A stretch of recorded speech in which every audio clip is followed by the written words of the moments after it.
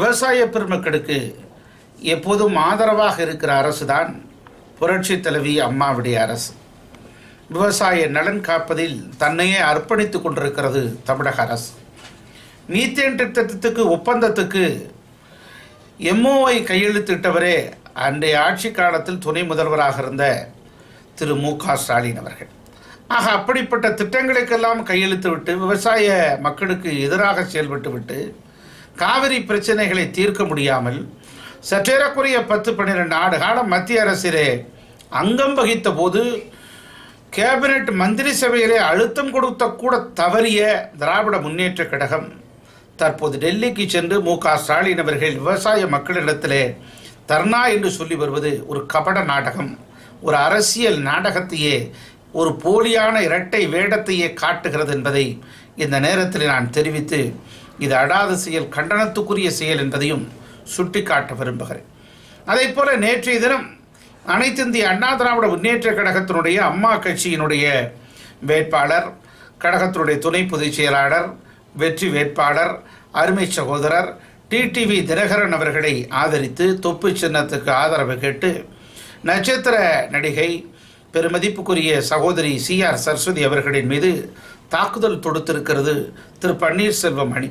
இந்த வன்முறை வெறியாட்டம் கடுமையான கண்டனத்துக்குரியது, அடாத செயல். வன்முறையை எப்போதும் கையில் எடுப்பவர்கள் மக்கள் புறந்தள்ளி விடுவார்கள், அவர்களை ஒருபோதும் ஏற்க மாட்டார்கள். வன்முறை ஒரு தீர்வாக அமையாது என்பதை திரு பன்னீர்செல்வம் அவர்களுக்கு நாங்கள் சுட்டிக்காட்ட விரும்புகிறோம். அதே போல இன்றைய தினம் தேர்தல் அறிக்கை, அனைத்து இந்திய அண்ணா திராவிட முன்னேற்ற கழகத்தினுடைய அம்மா கட்சியினுடைய தேர்தல் அறிக்கை ஒரு மகத்தான வரவேற்பை பெற்றிருக்கிறது. ராதாகிருஷ்ணன் நகர் தொகுதி முழுவதும் மக்களிடத்திலே மிகுந்த ஒரு நம்பிக்கையை அந்த தேர்தல் அறிக்கை பெற்றிருக்கிறது.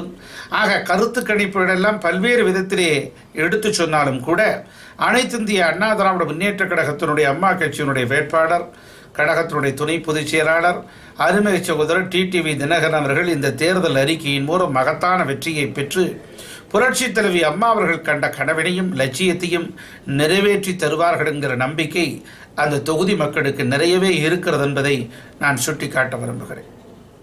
செயல்படுத்த முடியாது என்று திரு பன்னீர்செல்வம் அணியினர் குற்றம் சாட்டுகிறார்கள். அவையெல்லாம் அபாண்டமான ஒன்று.